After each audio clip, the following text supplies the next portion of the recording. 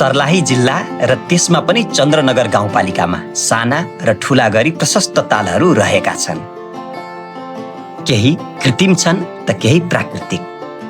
तर तालै तालको राजधानी चन्द्रनगरमा एउटा मात्र यस्तो ताल छ जसमा समग्र चन्द्रनगरवासीहरूको आस्था छ, धार्मिक विश्वास छ, सपना छ र चन्द्रनगरलाई देश र विश्व सामु चिनाउन सक्ने शक्ति रहेको संकल्प छ।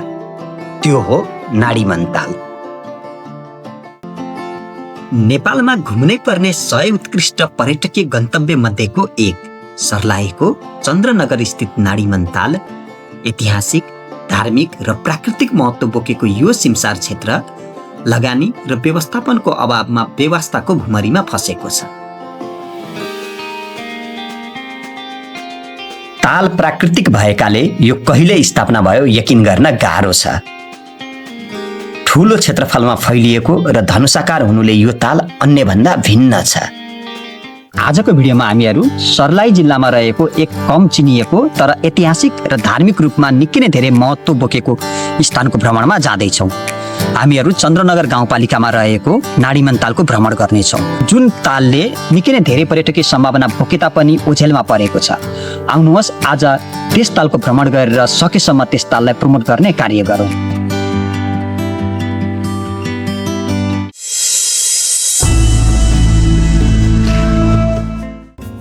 हामीहरूको आजको यो यात्रा सुरु हुन्छ महेन्द्र राजमार्गको मध्य प्रदेश पतलैया बर्दिवास सडक खण्डको फुलजोरबाट, जहाँबाट हामीहरू दक्षिणतर्फको यात्रा गर्दै चन्द्रनगर गाउँपालिकासम्म जानेछौँ।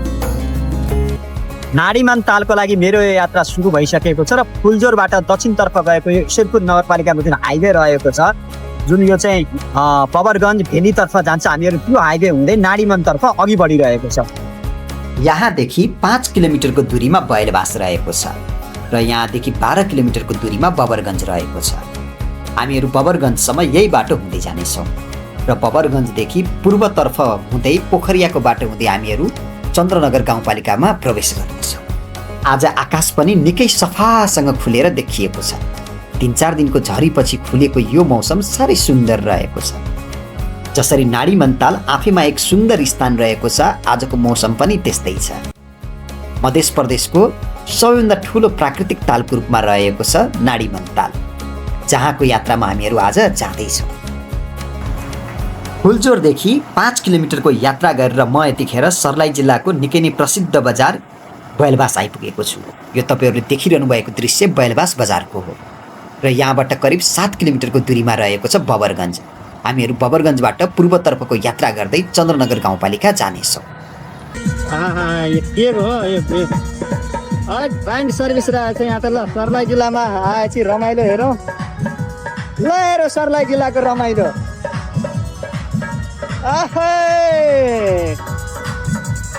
निकै सुन्दर हो, सुन्दर।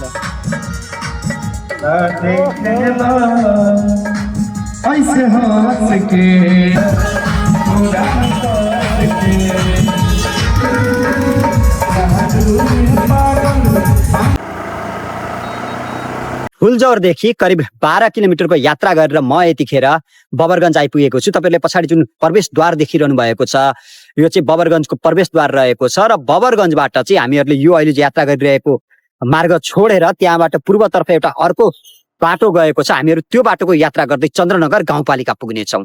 धेरै मानिसहरूले भिडियोमा हेर्दाखेरि वा अन्य ठाउँमा क्वारी गरिरहेको देखिन्छ चन्द्रनगर गाउँपालिकामा रहेको यो नाडीमन ताल कहाँबाट जाने, कसरी जाने भनेर।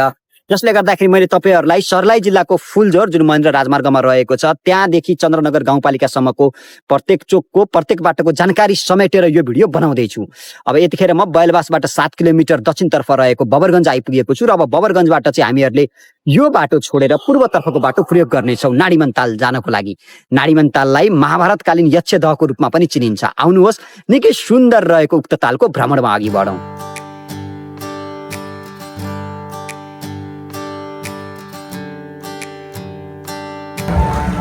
बबरगञ्जमा चाहिँ यहाँनिर यसरी नाडीताल जाने बाटो भनेर एउटा सूचना बोर्ड पनि राखिएको छ र यहाँनिर जुन यो हाइवे देखिरहनु भएको छ, यो हाइवेबाट जुन यो देब्रेपट्टि गएको एउटा बाटो देख्नु भएको छ, त्यहाँबाट हामीहरू पोखरिया हुँदै नाडीताल जान सक्छौँ। यहाँबाट चाहिँ हामीहरूले जुन फुलजोरदेखि यो हाइवे आइरहेको थियो बबरगञ्ज आइसकेपछि चाहिँ यो हाइवेलाई छोडेर यहाँबाट पूर्वतर्फको बाटो प्रयोग गर्दै हामीहरू नाडीतालतर्फ अघि बढ्नेछौँ र यसरी फुलजोरदेखि भेलीसम्म गएको मूल बाटो छोडेर हामीहरू पूर्वतर्फको बाटोको यात्रा गर्दै नाडीतालतर्फ अघि बढिरहेको छौँ। यस्तो सुन्दर सर्लाही जिल्ला अन्नको भण्डार भनेर पनि चिनिन्छ।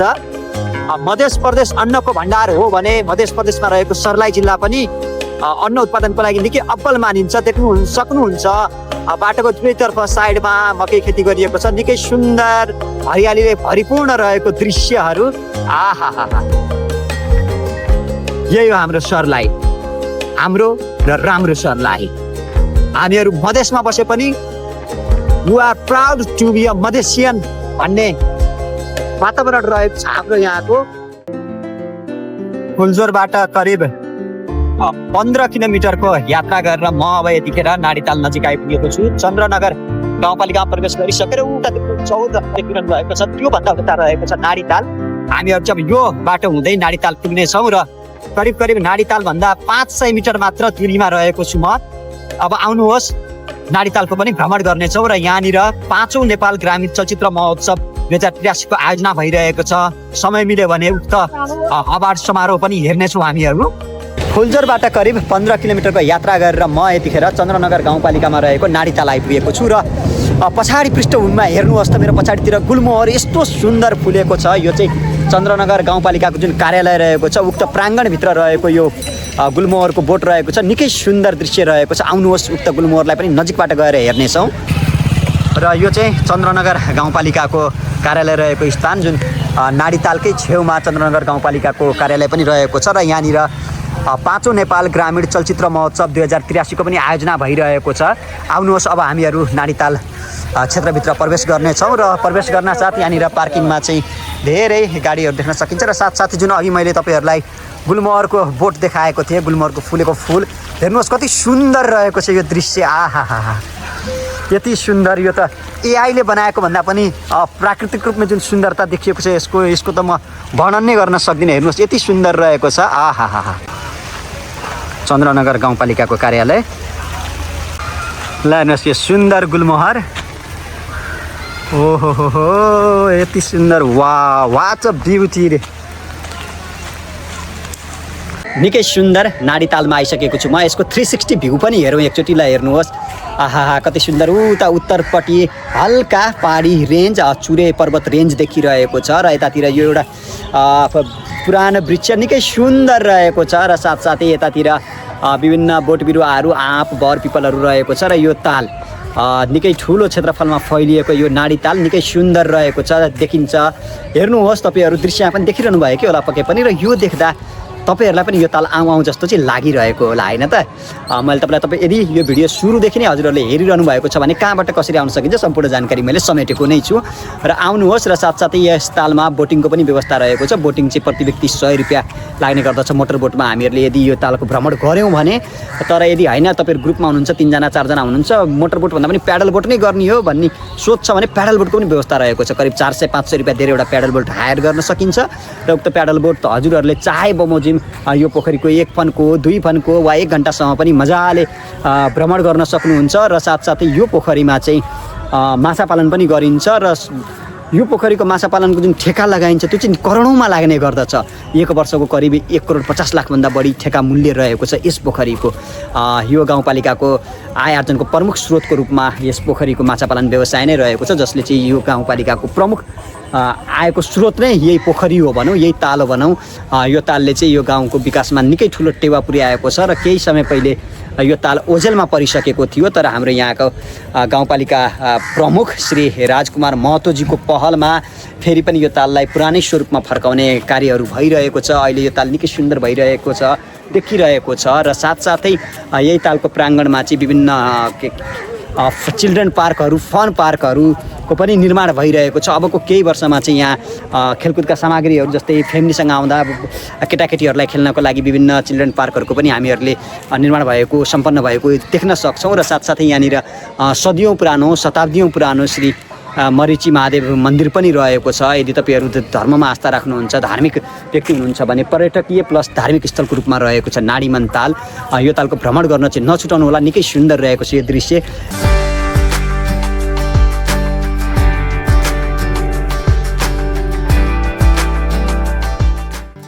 नाडीमन ताल सर्लाही जिल्लाको चन्द्रनगर गाउँपालिका वडा नम्बर 6 र 7 मा पर्दछ। ताल प्राकृतिक हो, कहिले निर्माण भयो भन्ने यकिन छैन। उक्त ताल महाभारत कालसँग समेत जोडिएकाले हजारौं वर्ष पुरानो हुन सक्ने स्थानीयहरूको दाबी छ। विक्रम सम्वत 1974-75 तिर तत्कालीन राणा प्रधानमन्त्री श्री 3 चन्द्र शमशेरले तत्कालीन बडा काजी श्री मरिचीमान सिंह प्रधानलाई उक्त क्षेत्रको 700 बिघा जग्गा बिर्ता दिएको तथ्य भेटिन्छ। त्यसपश्चात त्यहाँ वन फडानी गरी बस्ती बसाउने क्रममा सो ताल पत्ता लागेको भन्नेमा अधिकांश स्थानीयवासीको एकमत रहेको छ। नेपाल सरकार संस्कृति, पर्यटन तथा नागरिक उड्डयन मन्त्रालयले पहिचान गरेका 100 वटा नयाँ पर्यटकीय गन्तव्यहरूमा नाडीमन ताल समेत छनौट भएको छ।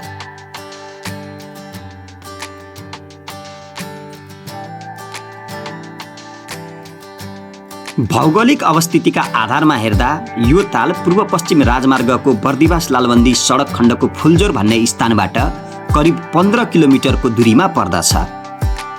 साथसाथै भारतीय नाका सोनवर्षाबाट पनि करिब 12 देखि 13 किलोमिटरको दूरीमा यो ताल रहेको छ।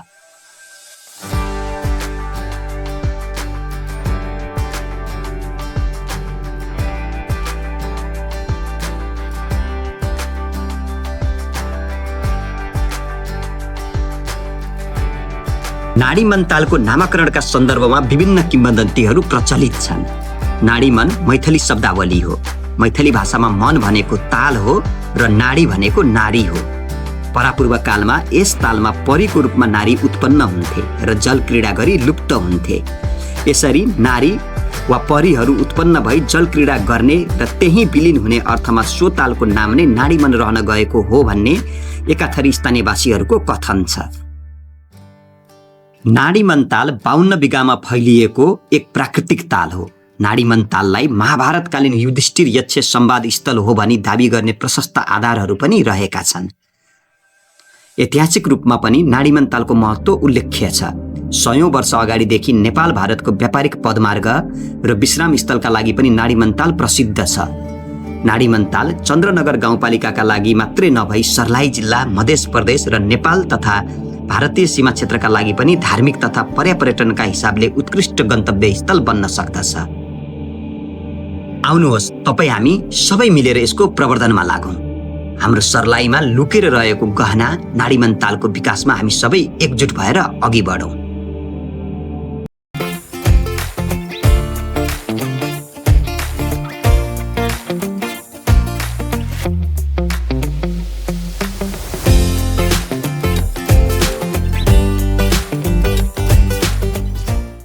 सर्लाही जिल्लाको चन्द्रनगर गाउँपालिकामा रहेको महाभारतकालीन यक्षदहको नामले परिचित नाडी तालमा आइपुगेको छौँ हामीहरू। सर्लाही जिल्लाको फुलजोर भन्ने स्थानबाट करिब 15 देखि 16 किलोमिटरको दूरीमा रहेको छ यो ताल। तपाईहरू फुलजोरबाट यहाँ आउनको लागि चाहिँ करिब फुलजोरदेखि 12 किलोमिटर दक्षिणतर्फ बबरगञ्ज आउनुहोस्, बैलबास हुँदै बबरगञ्ज आउनुहोस् र बबरगञ्जबाट करिब 3 किलोमिटर पूर्वतर्फ पोखरिया हुँदै हामीहरू चन्द्रनगर गाउँपालिका आउन सक्छौँ। चन्द्रनगर गाउँपालिकाको कार्यालय नाडीमन ताल प्राङ्गणमा नै रहेको छ, अर्थात् नाडीमन ताल र चन्द्रनगर गाउँपालिकाको कार्यालय एकै स्थानमा रहेको छ। यो निकै नै ऐतिहासिक प्राचीन महत्त्व बोकेको ताल हो, जसलाई हामीहरूले महाभारतकालीन यक्षदह भनेर पनि चिन्ने गर्दछौँ। यो ताल चाहिँ मध्य प्रदेशकै सबैभन्दा ठुलो प्राकृतिक तालको रूपमा रहेको छ र केही समय पहिले चाहिँ यो ताल निकै नै धेरै अतिक्रमणमा परेको थियो, जसले गर्दा यसले आफ्नो वास्तविक सौन्दर्यता गुमाइसकेको स्थिति रहेको थियो।